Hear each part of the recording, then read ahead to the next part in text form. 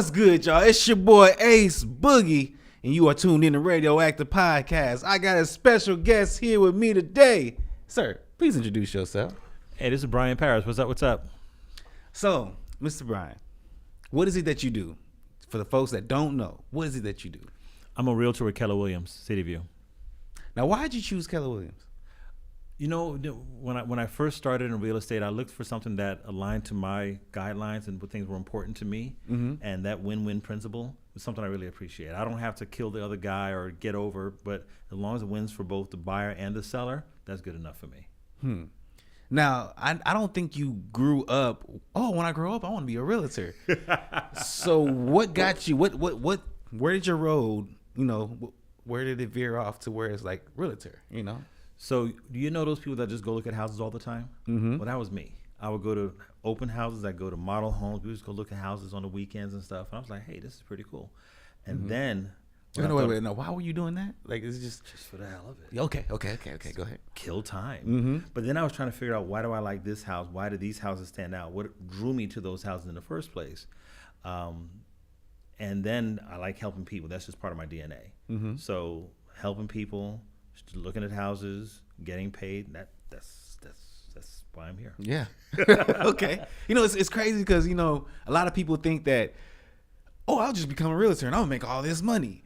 Is it like that? Is it really like that? Absolutely not. Absolutely not. Absolutely not. When the pandemic hit and the prices went through the roof and it was crazy, a lot of people say, "Oh yes, easy money." It is not easy money. Mm-hmm. You have to get your grind on every day.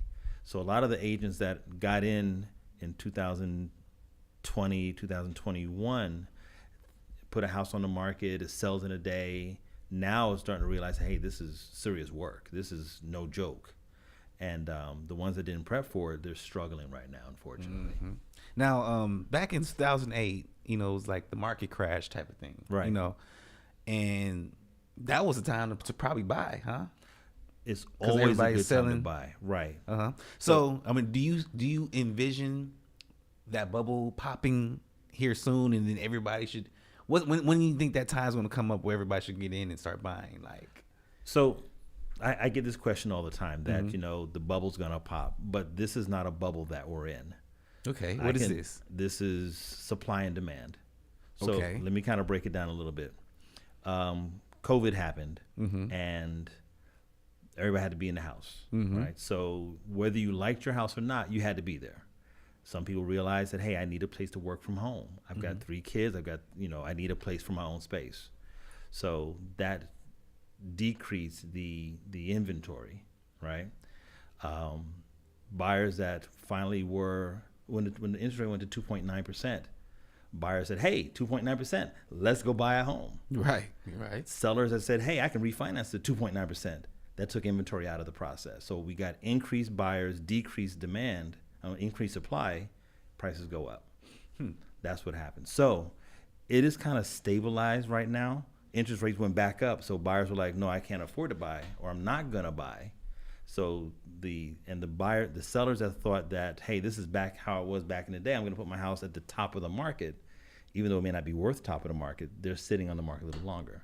So again, supply and demand is kind of driving the price down a little bit. But when you look year over year, we're still in a positive 4% growth. So, okay, we talked about that market crash in 2008. But when you're in a recession, is that also a great time to buy and sell, or just to buy? So here's my thing: if you are renting, right, and you are not in the market, you're going to wait for interest rates to come down. Year over year, prices are still going to go up. So like I said, we're at a plus 4% compared to last year. So what's going to happen next year? Prices will still go up. I'll imagine, yeah. Right. So while you're waiting for the interest rates to go down, prices are still going up. So that house that was $320 right now is now $335.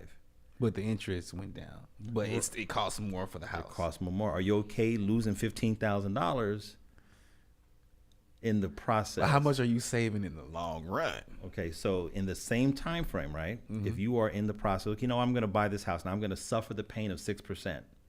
6% is pretty average. When you look at prior to COVID, 6% is about right. So you're going to get your house now. It's at 6%. If interest rates do go down, what will you do? begins with an R, ends with finance. Refinance, yes, for sure. Because it's gonna be yes, for sure. So in all that time that you're waiting, you've gained equity, right? You're paying your mortgage every month, so you're reducing your principal. And when it's time to refinance, you're in a win position. I want to ask you this about refinancing. Sure. Is it really beneficial to refinance? Because yes, you're getting maybe a lower mortgage, but you refinance like you're starting over, right? You don't have to. You can refinance What? your existing note. Well, you can refinance and stay in the same place. Yeah. Pretty much. Absolutely. So there What? are two or three reasons why people refinance. Number one, I want to take some equity out to do something else. You got any kids? Yes. Okay, so you own your house right now, and how old is your kid? My oldest is 12. Okay, so 10 years from now, it's time to think about college for him, right? Right. So you can take out a student loan, or you can refinance and take cash out for him to go to college, for her to go to college. Interest rate. How does that work? Like, so if my house is worth this much, but you don't own the house. The bank owns the house. So how do you even get equity on something that the bank owns? So the equity is the difference between what you owe and what it's worth. Okay. So you bought this house back in 2022, and you bought it for $200,000. Right now, we'll say 10 years from now, it's worth $300,000. You owe That's $100,000 of profit. $100,000, right? If you bought it for $200,000 and had a $150,000 note on it, now it's $130,000. So your equity is the difference between the $300,000 and the $130,000. That's the equity that you have. So all this time you're building equity that you can leverage at some point in time in the future. Maybe you want to start a business, you can leverage the equity. Oh, So that's one reason to refinance. The second reason is you want to lower your payment. When you pay down enough, you got 20% equity in the house, you refinance to a conventional product, your payment will go down, and now you can take that extra money and do something with it. How often in a lifetime, like as far as you know and seen through your life, how often do people really pay that last house payment? I don't see it happen very often. Yeah, I was gonna say percentage because every 7 years, 7, 8, 9 years, people make a change. Their income goes up, so they want a better quality of life. They move out the hood or whatever. Their so life they end up changes. selling before Right. it's paid in full. So the common fear is, man, this is a 30-year obligation. I'm scared of that. But generally, every 7 years, people change where they live. They get an extra kid. Kid moves out. Do you think that's a good idea? You think it's better to buy the house in full and then move on to the next? Because now you have you have a huge equity at that point. Like it's all profit per se. So the challenge is, what are you gonna do with that equity? So if you say, hey, I'm going to pay this off when I'm 70. Well, how about this? Your parents have been paying on it. They pass it down to you. It's only a little bit left. Okay, now that's good. That's really good. So then you don't have that mortgage time. So yeah, you can pay it off and, live rent free or rent it out. And 100% of what you got there is income. So you could do that. So it just really depends on the circumstances of that individual family. There are certain times where it may be better to move to a better quality of life. Hey, I've got 3 bedrooms and I've got a 4th kid. It's time to get a better house. Or, you know what? All the kids have moved out. I've got this 3,000 square foot home. I'm going to sell it and I'm going to buy something just for me and my wife down in the condo and be straight. It really depends. But there are benefits to all of these opportunities. But you don't see any of those if you continue to rent. Can a realtor sell land? Yes, absolutely. Now, what do you think is more profitable, the land or the house? It depends. Okay. Like so location type of thing? Or say again? Is it when you say depends? Is it like a location type of thing? Location's important. They're not making any more land, so it really depends. When somebody says, "I want to buy land," what do you want to do with it? Do you want to, have crops and have, farm and everything and stuff like that? Do you want to put a house on it? Those things will change the direction, which I'm going to say what's right or what's not. Because when you try to buy a house, and I have a client that wants a very, very specific thing. I want a barndominium over here in the country. Okay, so that's very specific. You've got to figure out utilities. You've got to figure out where the house is going to sit. You've got to figure out what the house looks like. A little bit more in depth than just going into a builder to say, hey, I want you to build me a house. So is the land more valuable? It depends on the family, what's more important. Some people just want to have more space. And, they want to have acres and, build my compound where my family lives all together. Then the land is more valuable. I'm okay living in the suburbs. It works for me. So are you saying the value depends on the individual? It doesn't. It doesn't depend on the land itself. It depends on the individual because value is what you are willing to pay for it, right? Right. So this house that does everything that I need may be more valuable than a huge plot of land with a small house on it. Mm-hmm. I get more value being close to the city, so it's more valuable to me. Okay. Now, certain things when it comes to the land and the house, you get like tax breaks. Yes. You know what I mean? Mm-hmm. I want to get into the tax breaks you might get with animals. Like I know with animals you get even bigger tax break. But what are some tax breaks you get for being a homeowner? Period. Got it. Good question. So, as a veteran, if you have 100% service related disability, you don't pay property taxes. Oh, okay. So you can get a reduction on it if you have a less than 100% disability. Okay. When you say property taxes, that means the taxes on top of the $250,000 you bought the house for? That's right. So when you make your mortgage payment, it consists of 4 different components: principal and interest on the loan, property taxes on Just the like on the a house, car or anything. right, and homeowners insurance. So that's fine. So you're going to be assessed tax on that home, and of course, as the price go up, you pay more taxes. Mm-hmm. So you can have an exemption for being a homeowner, homestead exemption, and that's your home. That's where you live. You can get if you're over 65, over 65 exemption. There are other exemptions you can file for. Mm-hmm. Really, get an exemption for being over 65? That is correct. That is the correct. Veteran exemption. Okay, wow. And like I said, animals. That'll be another exemption. Yeah, I don't know anything about that. Okay, well, it is. It's another exemption. Yes, yeah. ag exemption, what they call it, right? Mm-hmm. Mm-hmm. Man, I can only imagine even when it comes to like growing crops on your land. That's probably another tax. Wow. Yeah. Was there any other ones as far as housing? You said veteran. There may be others. I'm older? just not familiar. That's not the more common ones. These are more common ones. That's interesting, man. Yeah. Okay. So I mean, can you claim your house on your taxes? Yeah, absolutely. So when you think about it, you can write off if you have a business and you work from home and you have a dedicated space. Okay. That dedicated space can be written off your taxes. So is it like a little portion of your rent? I mean, not rent, but your mortgage, or it's like the whole mortgage? A portion of the interest, a portion of the utilities that you pay. If it's a dedicated space, if it's you go into your office and close the door, and that is solely used for business, that can be written off for your taxes. That is correct. Sheesh, look at that, y'all. All these different ways. Okay, so you actually got some things coming up here. So tell me about them. All right. So when I think about the struggle why people don't own homes, there could be several different reasons.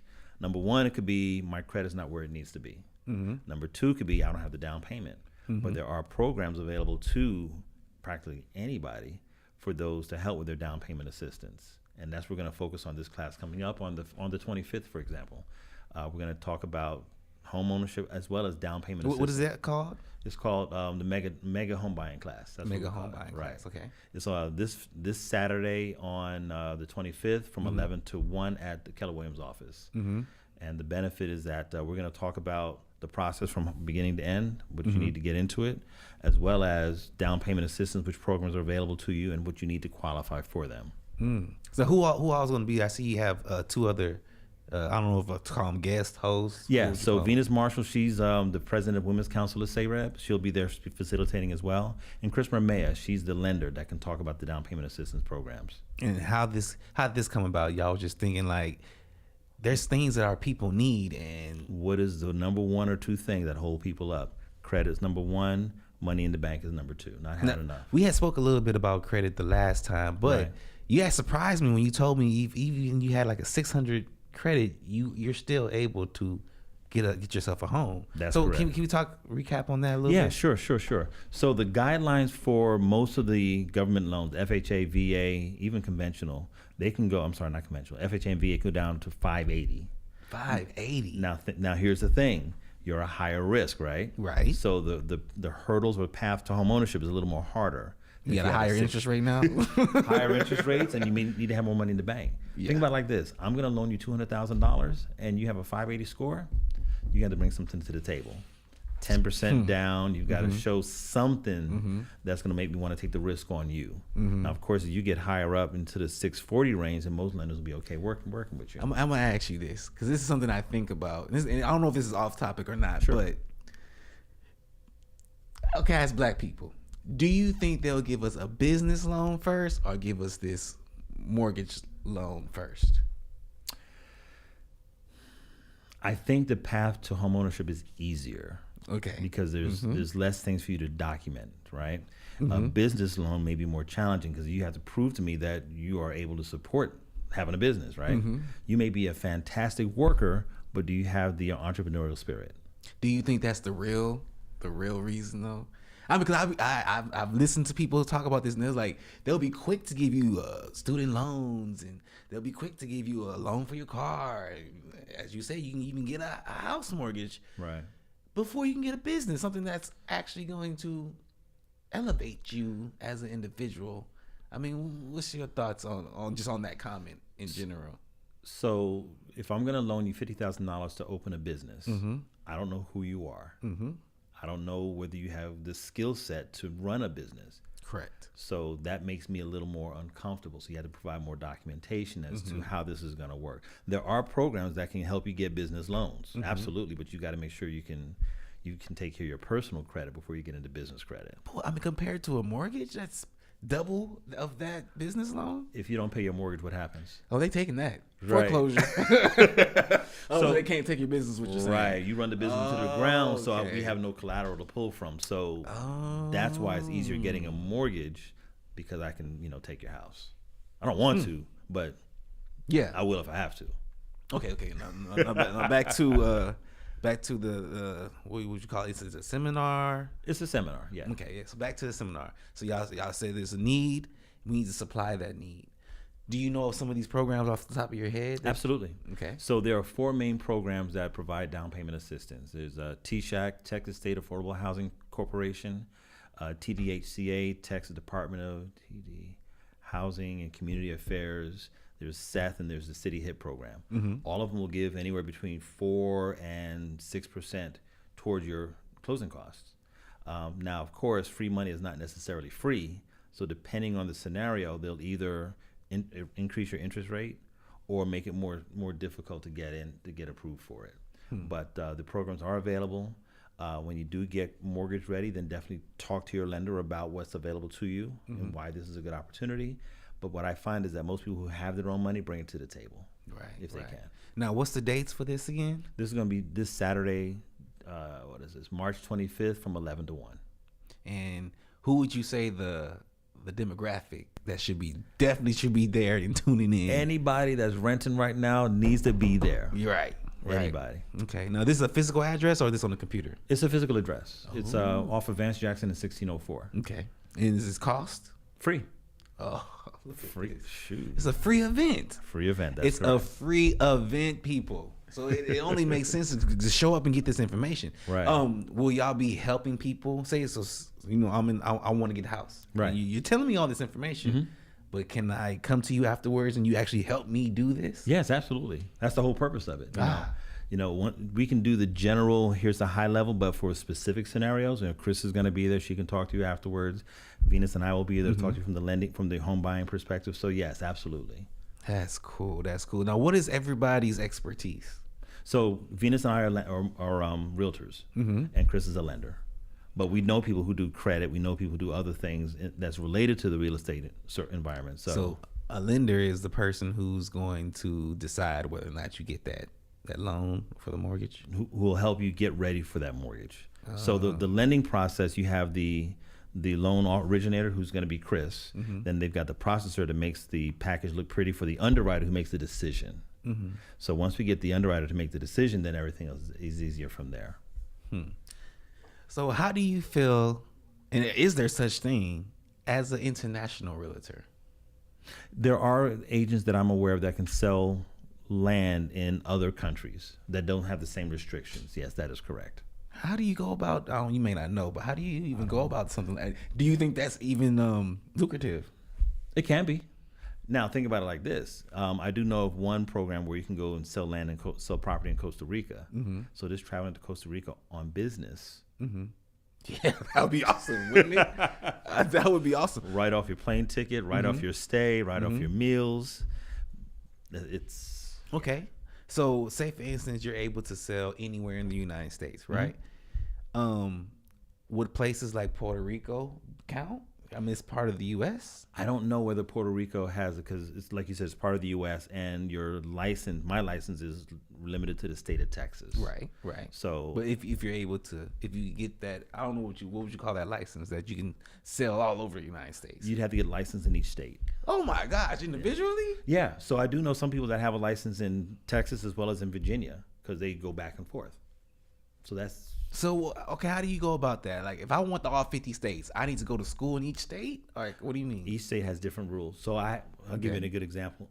We bought my father-in-law's home in North Carolina, and I've been licensed for years. So I think I know Texas law, but North Carolina law is different. Totally different, right? So I had to get a realtor out there who knew the ins and outs of the programs out there to help me get what I want done.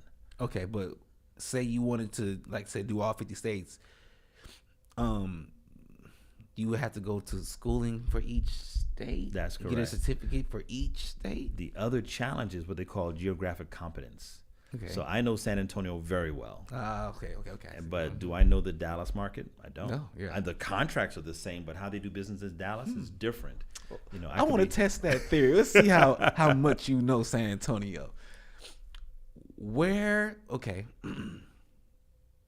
is one area of San Antonio that you would never move to?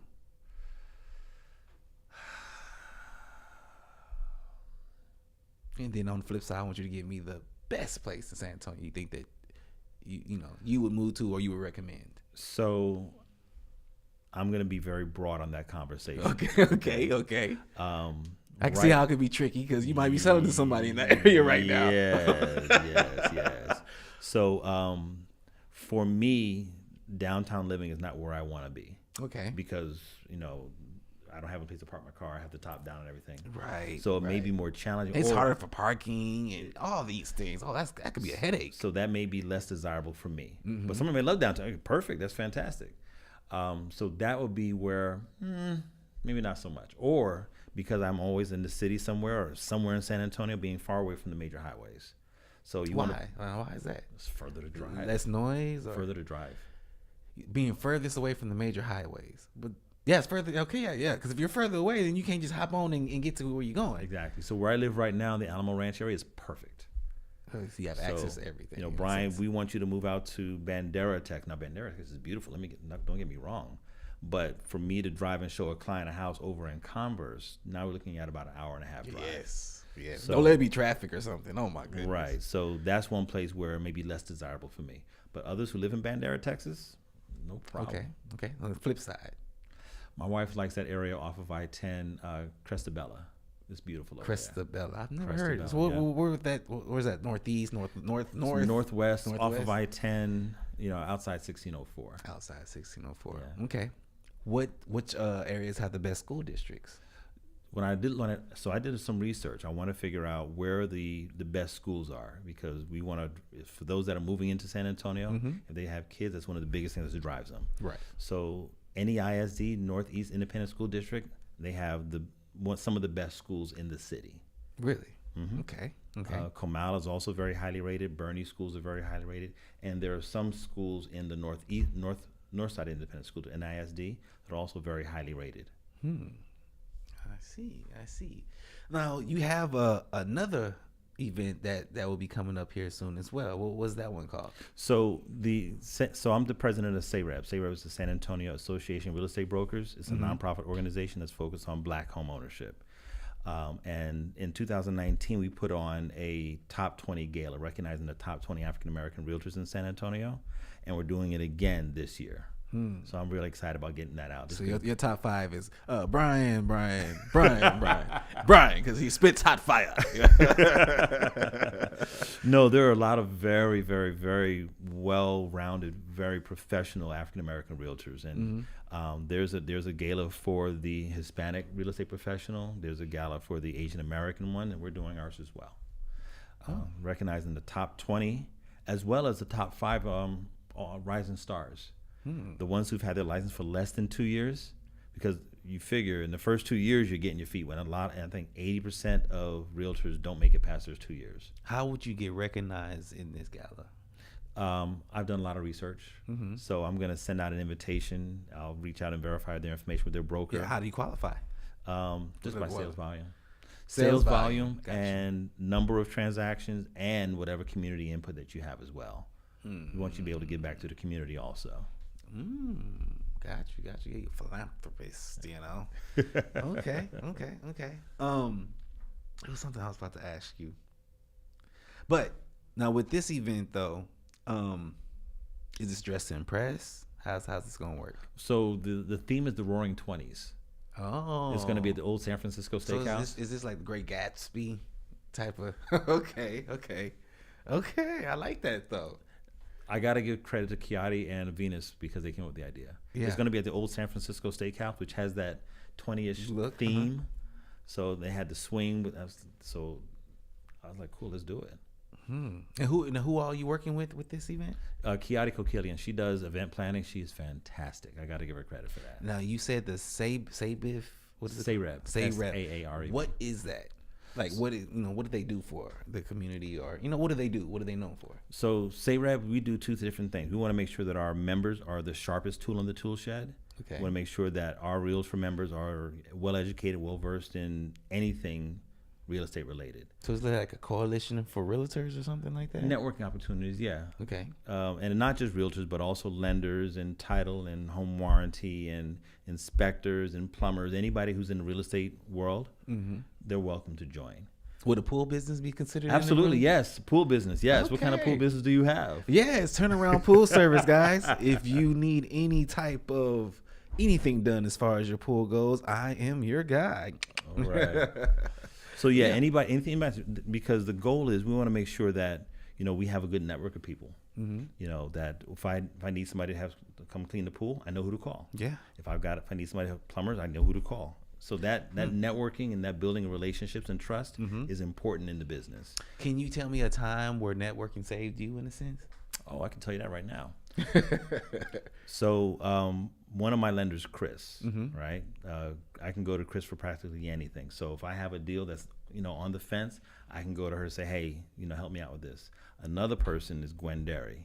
Gwen Derry, she is the business development rep for Old Republic Title. So one of the challenges we run into in our culture is that when grandma dies, we don't know what to do. Did she have a will? Didn't have a will. And none of the kids know what they want, and it's a mess. Or they're fighting over the one thing that she had or something. Exactly. So when it comes to that, I usually go to Gwen for guidance. Okay, what do we need to do to take care of this? How do we get this ready to sell to somebody else if we decide that it doesn't stay in the family? So when it comes to title issues, I go to Gwen. Lending issue, I go to somebody else. I can go to different people in Sayreb. And the cool thing I like about the organization is that it's not just San Antonio, but it's part of a statewide organization called TAREB. Now, one thing that's important too is that the winners, the top 20 for Sayreb, are going to go into the Texas top 20. Okay. So they can be recognized on the top 20 in the state of Texas overall. Well, what's the benefit of all this though? Just bragging rights, or kinda, but it feels good when they give you a pat on the back, right? Oh, well, of course. Yes. Of Texas, what? Yes, it's a huge yes, state, yes. So but that sounds like bragging rights to me, though. it can be, but it's also good for business. Yes, You know. and networking. Oh yeah, I'm number one in Texas, type of thing. Okay. Now, when you was talking about, say the house not being in the will and all these type of things. So say I have a house and I pass away. Where does that debt go to? So Is it just given back to the city, or like how does that work? I don't have no kids. I don't have nobody to give this to. So the first thing I'm going to recommend that you do, even at your age, is have a will, have estate planning in place.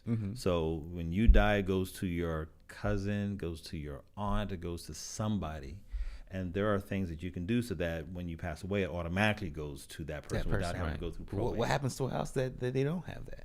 If you don't have it, then it'll go to auction. It'll go to foreclosure. If you have What? It goes to foreclosure. What if it's paid off? It still goes to foreclosure? No, I don't know where it goes at that point in time. Oh, that's cool. Okay. I'm not sure about that one. I've not seen that happen where the house is paid off.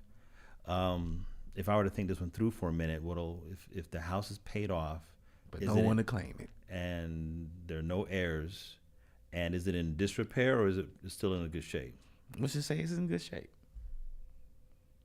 I don't know. That's a good one. When though. you find that house, you let me know. Right? Everybody's gonna be fighting for that house. Even, Right, even right. when they go to foreclosure, like the people are just bidding for it. Yes. Yeah. Foreclosures can happen three different ways. Okay, so you have auctions for like cars and things like that. So you also have auctions for houses. Mm-hmm. How does that work though? So there are three different entities that can foreclose on your home. Mm-hmm. The mortgage holder, of course, Right. the taxes, and the HOA. So What? The HOA can do that? if you don't pay your Get HOA, they out can of put a here. No way. I bought this house. I've been paying on this house. Everything's good, but I just didn't pay y'all. Are you serious? So they have more Absolutely. power than you as the homeowner? Yes, if you don't pay the HOA, they can foreclose on your home. Man, that's a problem. But it's only a problem if you don't pay your HOA. I mean, true. What's the benefits of HOA?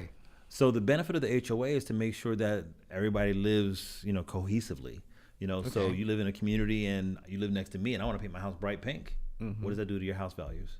A property value, I guess, might go down. I don't know. It could. So I guess it depends on how ugly it is. Yeah, because I don't want to be. Some people may not want to live next door to Barney's exactly. house or something. Or I want to change my oil on my grass. I want to do something that is not along the lines of cohesive living in the community. So the HOA kind of manages that. That's why you get those letters saying, "Hey, cut your grass" and things like that. Some take it. So they make sure property value stays at a certain Exactly. level. But what if they ain't doing their jobs? Now what can you do as the homeowner?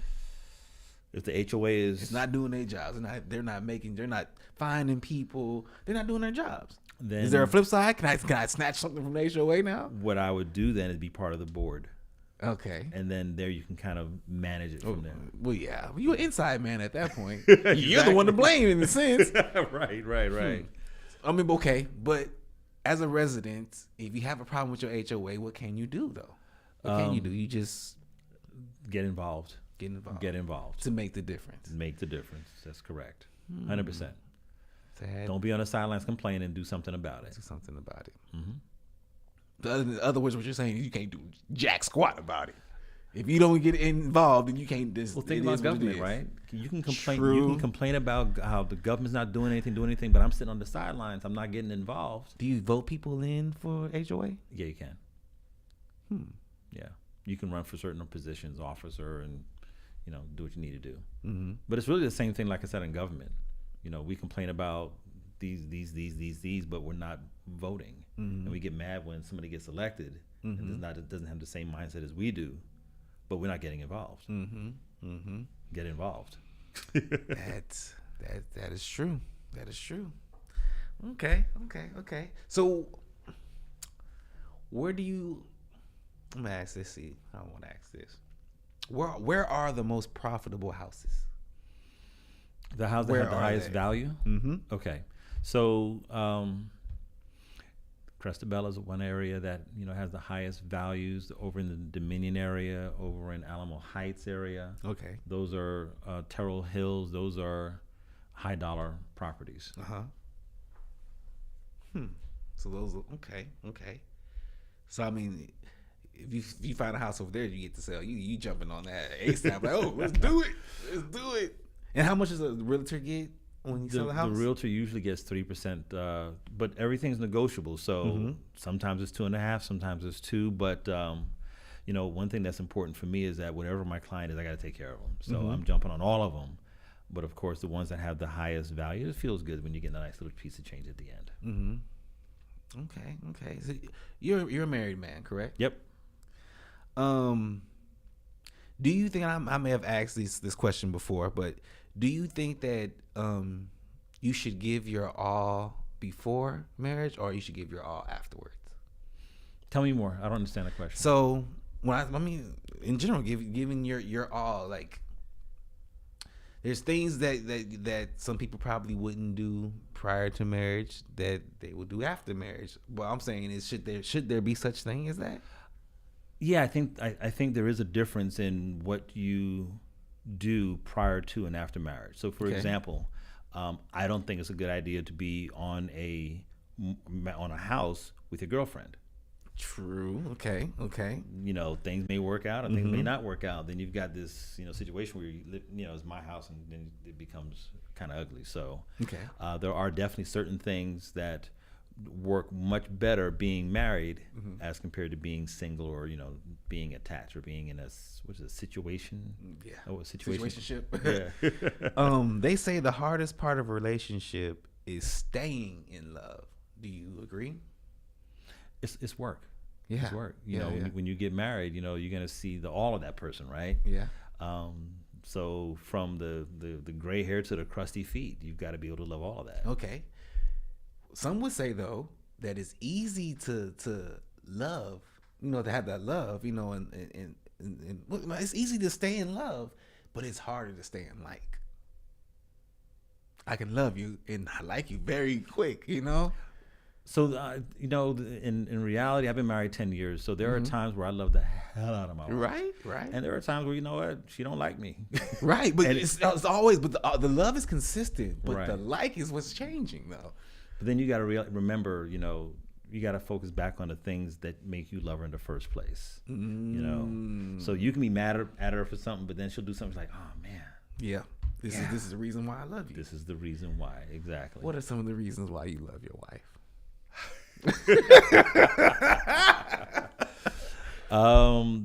One of the things that I appreciate when I take her to places she's never been.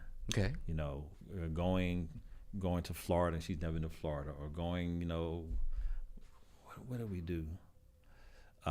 Putting in new floors for her, something like that, and seeing her reaction. That's You love that. yeah, that's The fact that you can still surprise her, yes. Was it hard for your wife to, in your opinion, was it hard for your wife to let go of her independence? I don't know if she had independence prior to you or not, but I'm more than sure she. You have to earn the did. trust. You have to earn the trust. If a woman trusts you to do the right thing, then yes, it'll be easier to. What does that look like? What did it look like for you? Making the right decisions, not being wrong all the time. Well, I think that's hard. That's hard to. I mean, I think as men and as leaders, you're looked to make the right decisions for the family. So I mean, I think that's tough. That's hard. You know what I mean? Like, how do you go about making those decisions, man? So here's something that I'll share with you, that I don't mind taking risks. I don't mind taking calculated risks. I don't mind jumping out there and working it out as we go along. My wife, on the other hand, is very conservative and wants to have everything planned out and mapped out. Right.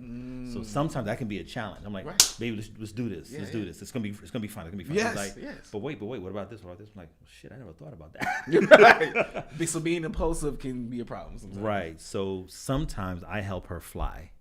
Okay. Right. Sometimes she keeps me grounded. Yeah. And that's what makes a good my, relationship. That was beautiful, man. Yeah. Can you repeat that for me? Sometimes I help her fly. Uh-huh. Sometimes she keeps me grounded.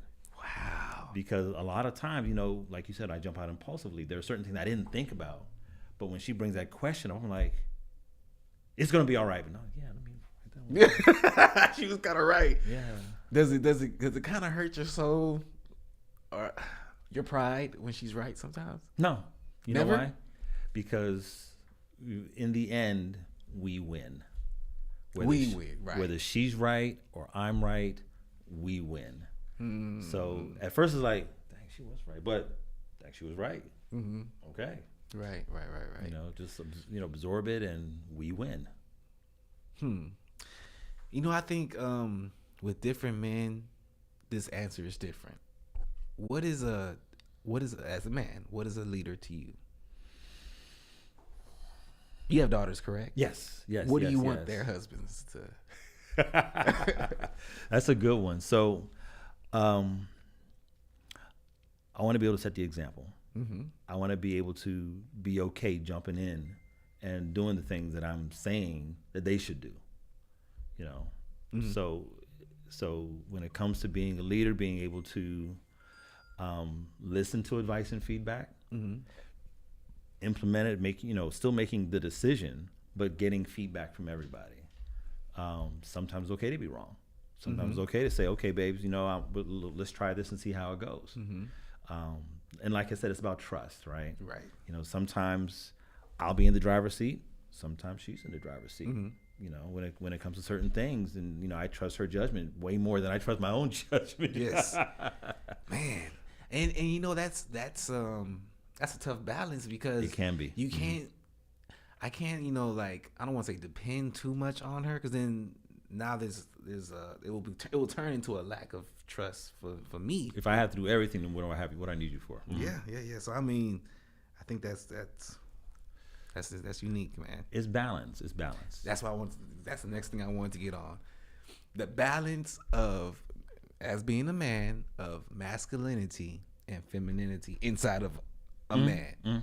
How do you maintain that balance when it comes to your wife? This is something I'm working on personally because I came from a point of being too submissive at a point, and then I seen that wasn't right for me. So then I went into a masculine role, but sometimes that can be overbearing. So it's about that balance. So give me some wisdom on that balance. If you have a partner that is good at what they do, it's okay to listen. You know, you don't have to have all the answers all the time. You don't have to, you know, be the man all the time. Because again, if you're in a partnership, then you know you're gonna trust her judgment too. Right. Hey, honey, I think we should do this. Yeah, let's try it. Let's see how it goes. Does it mean that you know submit to her? No, it's a teamwork. It's teamwork. Just make sure that you know you talk things through. Sometimes we make decisions just because I'm the man. I feel like to make the decision, but their input is critical to our success. Critical. Because, do you have an example of that in you know a story? Yeah. I'll give you the example of buying a house. So I'm always looking at investment properties, and there's one I'm like, man, we should do it, right? And her ability to say, well, you know, what about this? And you know, I can't move forward until you help me answer these questions. So I got to stop for a minute, put it in a situation where she's okay with it, then we can move forward. And there are certain times where the question she asked was the deal breaker in the whole conversation. What if we can't sell it? Oh yeah, I never thought about that. Okay, so that caused me to pause. I mean, as a realtor, that's never your thought. Like, what do you mean? Were you offended? Or you like, what do you mean I can't sell it? It allows me to rethink certain things that I thought were facts. You know, so I trust my wife's judgment 100%. I really, you know, when she gives me advice, I sometimes will listen. And she'll say, "Oh, you're just gonna do what you want." Right. But it's her input that helps me do what I want. So it's a struggle sometimes, you know. But in the end, I know she's got my back, and in the end, she knows I got her back, and that's the important thing. She's not gonna tell me anything that's gonna tear me down or make me look like a fool, right? So as long as I take that into perspective. And you know, reason it out that hey, she's not coming from a place of hurt; she's coming from a place of love. Right. Then I can let me work on that. I want to get on a more I would say touchy subject. And if you're uncomfortable with it, just let me know. Sure.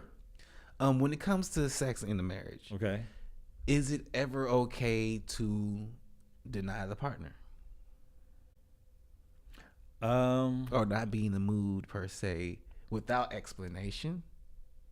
I think explanation is helpful, right? Because otherwise you get into your feelings. You get into your feelings, you know. Right, if I am like 18 hours at work and I come home and I'm like near death, okay. Or if I'm feeling sick, I can see that. Okay. Well, those things out the window. Is it ever okay to deny your partner? I would say, yeah. I would say it's okay. Yeah. Now, if it's a consistent denying, okay, well, what's wrong? Okay. Yeah. Yeah. Is it me? But, that's why conversation and talking about it, I've got some heavy stuff on my mind. I can't focus on that because, I saw this thing on TikTok. I'm not even going to get into it, but, women are very, very, very sensitive to certain things. And if it's not the right time or the right opportunity, it doesn't feel good. And we have to take that into account when she says, "Hey, honey, not tonight." Some tips for romance. And when I mean romance, it's not just sexually. Yeah, but, yeah. You know. I saw this thing on TikTok. I hate TikTok, but I saw this thing that I'm gonna implement. So the guy had the camera. He had 2 cue cards. Yes. You saw that? Well, they have a lot of those. Yeah. Okay. And, What'd you and see? she just pick one, ring shot or watch shopping, get your nails done. Yeah. And then She would pick one. Huh? Right. And on with that, on to the next. And I thought that was fabulous. Yeah. And she don't know it yet, but I'm gonna he's like, oh, I'm taking that. I'm stealing that. actually, because it keeps it fresh. It keeps. Yes. Let's do something different. Hmm. So that's Can I? Yeah. I want to steal. Can I steal something out of your book? What was something that you did that swept her off her feet in a sense? And don't tell us. I redid the floors. Something different. What did you do? that was an important piece. It was expensive piece. Let me paint the whole picture. So so we have a house, and she's been wanting wood floors, and something always came up. Like got in the way of getting the floors. So her and her daughters went to Atlanta, and I called a guy. We got the floors done. So she had no idea. Ooh. So I moved all the furniture out of the bedroom. The guy came in. So what did y'all have there prior? Carpet. Right. Yeah. We have dogs, so you just imagine. Mm-hmm. So when she came home, she's like, oh my God, of course. Yes, So, and that was you fell in love again. so I don't tell her no very often, and then in my head, I could be on crack. I'll admit that. But when her request is, how can I figure it out? Yes, but as men, are we supposed to be problem solvers? That's why in my head, that's what I think. As men, that's what we're supposed to do. You bring me the problem, I solve the problem. Here you go. Yeah. So, on the flip side, sometimes they just want to be heard. you know what? I never let you answer that question about what would you want your daughter's husband to what type of leader you want him to be. Let's get through that one real quick. So I want them to respect them. So number one, first and foremost, I want my daughters to be able to bring to the table their own stuff. I don't want them to be dependent on a man to do anything. That is, oh my God, that's another question. But go ahead. I need to write that down. Yeah. That's another question. So, when it comes to women, I don't want you to complete me. I want you to enhance me. Mm-hmm. I'm complete already, Mm-hmm. but your DNA added to my DNA makes a better product altogether.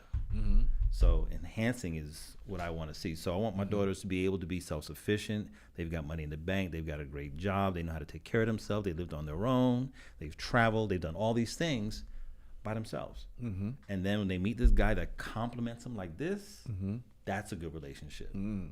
That's what I can say. Okay, very good.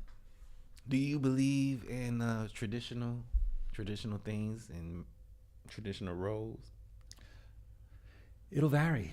It varies. So there are certain things that I'm traditional in, right? There are certain things that I believe should be a certain way, but there are certain things that if it works, the stay-at-home husband, Mm-hmm. is that something that, hey, if she makes $300,000 a Yeah. year and he is good with the kids and Do it. I was just talking about that today. Yes. it is what it is. Okay. And you can't fault or blame. Oh, he just works at home. No, he takes care of the home. She goes out and makes the living. It's okay. Okay. So I'm in a very traditional mindset. Sure. But I do get conflicted because I have daughters. Mm-hmm. I have a traditional mindset. I want to teach that to my daughters. But independence is so it's valuable. I don't want to say valuable, but it's so important because that man could leave at any time. Then what are you left with? So it conflicts with my traditions in my head. I want to teach you how to be a wife. Number one, I feel like I want to teach you how to be a wife first. You know what I'm saying? Because that's something that I feel the women of today are missing. Like the fathers must have taught them independence and just left it there. So let me ask this, and so are you okay with a woman saying that I'm raising you to be a man? I don't think that's possible. Why not? I don't think a woman can do that. So how can you raise her to be a wife? Because we don't have. I mean, I'll be honest. I don't have the skill set. This is man. Okay, Yeah. okay. You're onto something here. So Cause all I'm gonna do is teach her what I would want in a wife or a woman, and I'm guessing a woman would teach a man what she would want. But there's That's a slow. That's like I was raised that way. I think my mother taught me to be the man that she would want. You know what I'm saying? Right. But the flip side to that was she didn't teach me how I was supposed to be treated by a woman. Right. You know what I'm saying? So it's like, oh, I learned, like, open the door and pull your chair and all these type of things. Right. But when it came to how I was supposed to be treated, I didn't know, so I allowed anything. Right, You know what I mean? right. And I imagine it's probably going to be that on both ends. Mm-hmm. So man, that was a good one. I didn't think about that. Which is tough when you have these single parent Households, but that's the way society is pushing us today. This is why I think that the tradition is needed, because the opposite of it is the single. Yeah. You know what I mean? Yeah, it feels like everything now is so disposable. Mm-hmm. And when you look at, and there's a thread. I don't need a man. Mm-hmm. Maybe not, but are you the reason for that? 'Cause you just said I want to teach you independence. so there's a difference, right? So to have the skill set to be able to do it, you should have it. You should know how to change a tire. You should know how to, get a jump start. You should know how to balance a check. You should know how to do all those things. But it's great when you don't have to. It's great when you don't have to. I tell my wife all the time, hey, babes, thank you so much. You don't have to thank me. But it's great when I can appreciate it. Or, no, I got it. Well, it's great that you don't have to. But it's great that I like that, though. Yeah. So having the skill set to be independent and be a strong African American or Latino American, I want that, because I don't want anybody to take advantage of her because of it. Or you can't run the checkbook, so I'm gonna have manage all the money. Or you don't know how to do this, so you need me in your life. I want you in my life. Right. I want you in my life. I don't need you in my life. Do you think that within itself is a slippery slope? Because It can be. if it's not a need, man, then I won't think I'll hold you to the value that you should be held at if it's no need. If it, absolute power corrupts absolutely, right? Yeah. So when you take that power to the nth degree, I don't need a man. I can do it all myself. But you miss out on certain components that relationship brings. The companionship. Let me just open the door for you. You don't have to. You don't have to sit in the driver's seat. You don't have to worry about all these bills. You don't have to worry about the stresses of life all the time. You got somebody who can rub your back and rub your feet. You know. Right. Wow, man, that's crazy, man. Yeah. So then what's the answer? Is tradition, should we be bringing tradition back or what? I like the idea of being able to support yourself. I feel very strong about that. And when you need to whip it out, you whip it out. My husband's not good at fixing cars. I can fix a car. So that's when that tradition flips, where it may be better for one to take it or run the bills, for example. Yes. Traditionally, managing finances was a man's job, right? But if she's way better at it, why am I gonna Yeah. I'm the man, so I gotta run the bills and have balance checks Okay, and all that but kind of should stuff. you as a man ask her to teach you? So then now you can have that position and continue to be the man?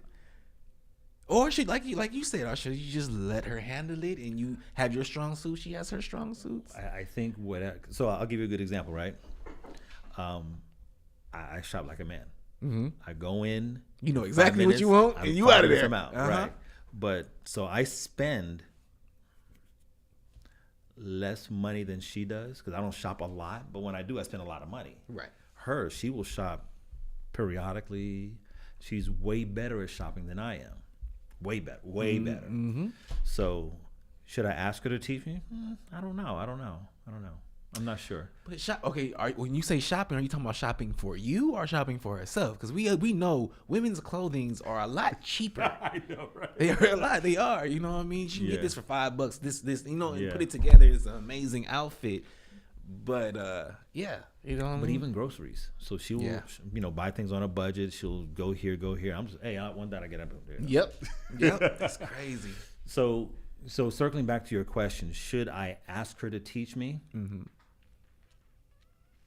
Possibly. Yeah. Hey, how'd you do that? I mean, and that goes back into like our mindset of manhood. You know what I'm saying? Because someone could look at you and say, when you sit there and say, nah, that's her strong suit, let her do that and I'm gonna do my thing. And they can look at you and be like, that doesn't make you a man. But then, you know what I'm saying? It's like, I don't know, that manhood thing is kind of tricky sometimes. Each family dynamic is different, you know. So, you know, so what they say about it, it all depends on you guys. That is really the bottom line answer.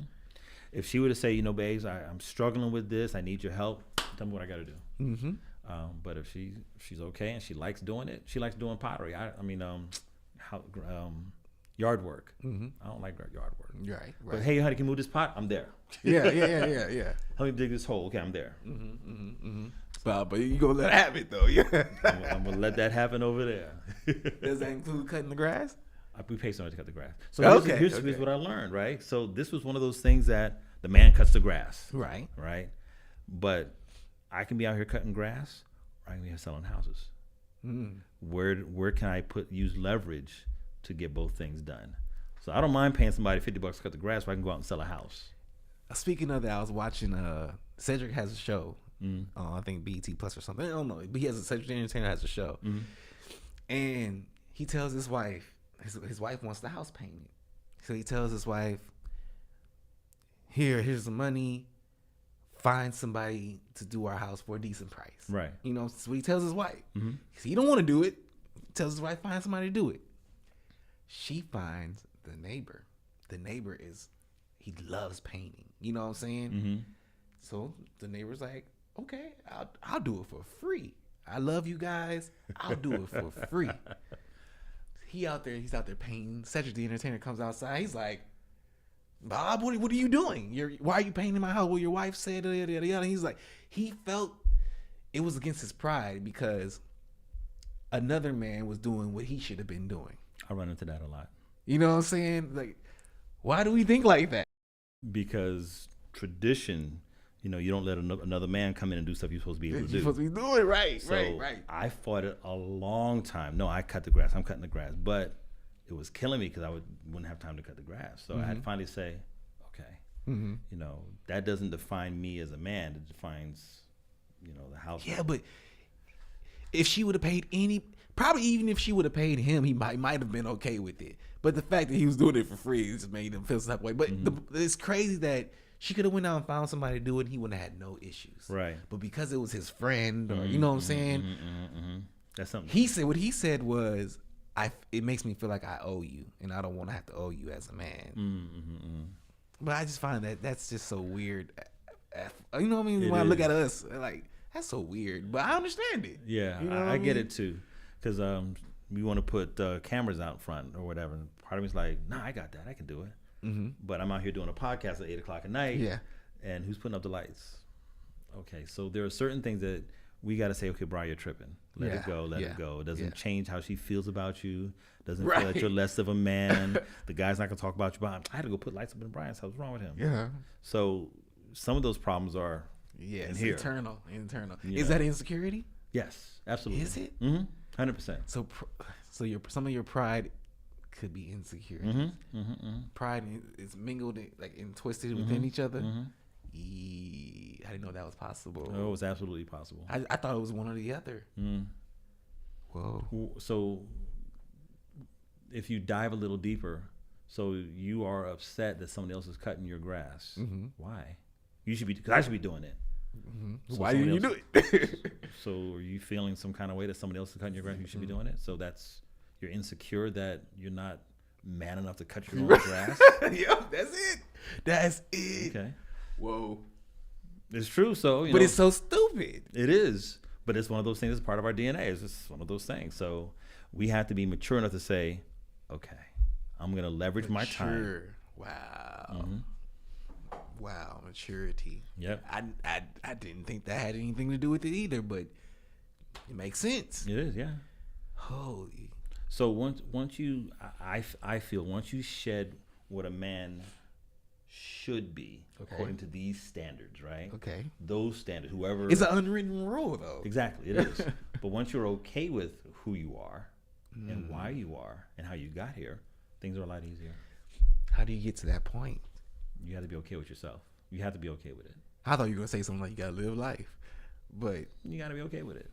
You know, we all have a skill set that you're really good at certain things. You're really bad at others, and some of those things you're really bad at may fall into what a man is supposed to be able to do. when you make that statement of you gotta be okay with yourself, I mean, when I hear you say that, it makes me think of, like, reflect on myself. Like, okay, are you okay with yourself? But I really personally feel like that has a lot to do with age. Mm-hmm. You know what I mean? So at what point do you think you became okay with yourself? I don't even know. it just kind of clicked. You know, there's certain things. So I have this thing that if it's something that I'm going to fight about in 5 years from now, I'm going to fight about it. Mm-hmm. If it's something I'm not going to remember what it was in 5 years from now, why am I fighting about it?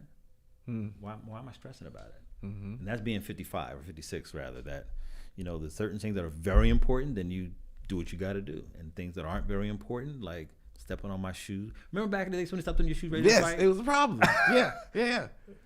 But you know, it's crazy because right now I wouldn't.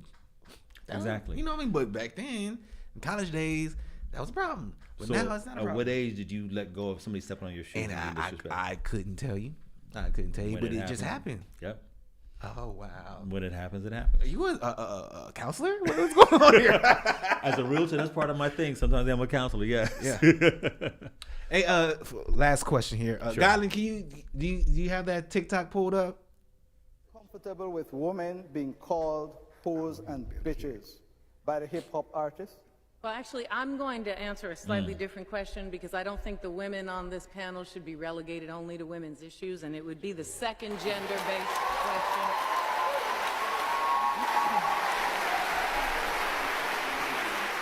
I'd love to hear all the men on that, but let me first say there's no question that commercial, mainstream American hip-hop not only responds to a legacy of violence against black people, but it also exacerbates and glorifies it. Commercial, mainstream American hip-hop. This conversation has acted as if hip-hop is one thing or another, an entire monolith. And by ignoring the extraordinary commercial penetration of hip-hop, and I use that word advisedly, what we've allowed to happen is to render meaningful criticism of the commercial takeover of a black cultural form designed not only to liberate but to create critical consciousness, and turned it into the cultural arm of predatory capitalism in the last 30 years. Comfortable with women being called In the last 30 years. comfortable with women being called. Okay, so what he had initially asked her, he was like, how do you feel about the word bitch being used and hoes being used in hip hop? And, you know, she didn't like that. She was like, these questions you keep asking me is like gender based. Like, ask me well-rounded questions. So anyway, she got into the commercializing of hip hop. Now, when I think about that, I feel like we did allow someone else to come in and tell us what hip hop should be. Okay. What is your thoughts on, like, I guess it's more or less like the state of hip hop today. Like, what do you think we kind of got hijacked? Did we lose control of our own? I think we did. I'm gonna take it back to the early and mid '90s, Okay. when Tribe Called Quest came Okay. out, and all of their rap was very positive and Mhm, uplifting, mhm. and, you know, funny. And then all of a sudden, it changed. It's like It overnight. changed, definitely. It changed to gangster rap. Mm-hmm. So, is it that somebody else is changing the narrative to make us more violent? I don't think so. I think the violence was already there. We're just expressing ourselves, but based on what we know, right?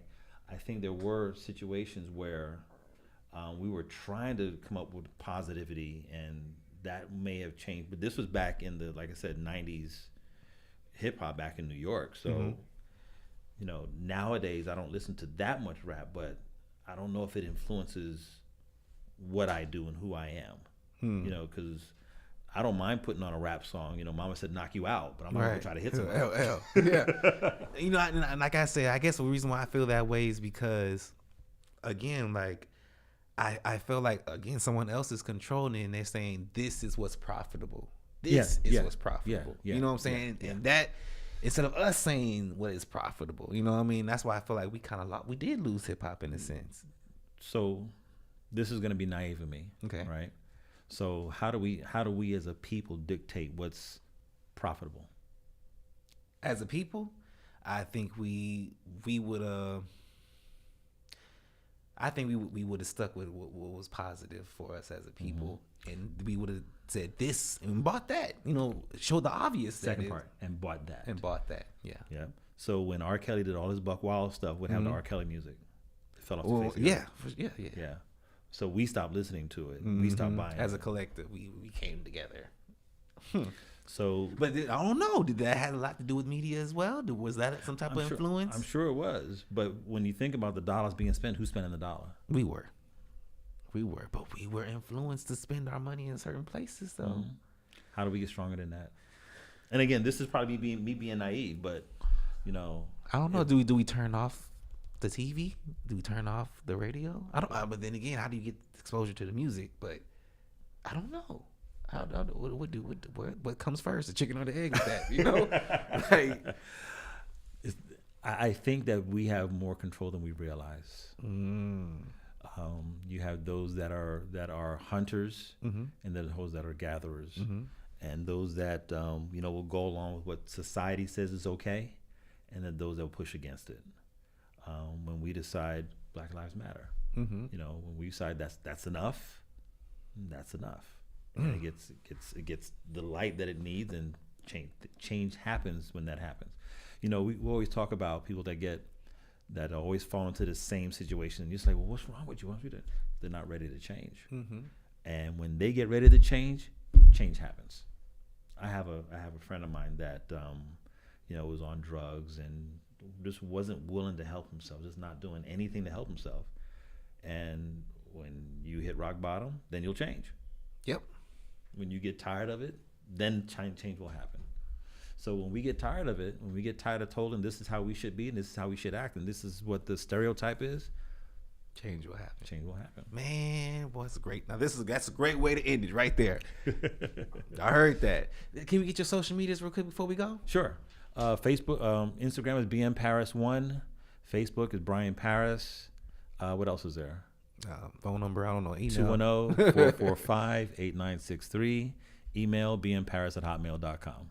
Man, this was a great pod, man. I appreciate you for coming through and spending this time with me, man. Yo, this is Ace Boogie with Radioactive.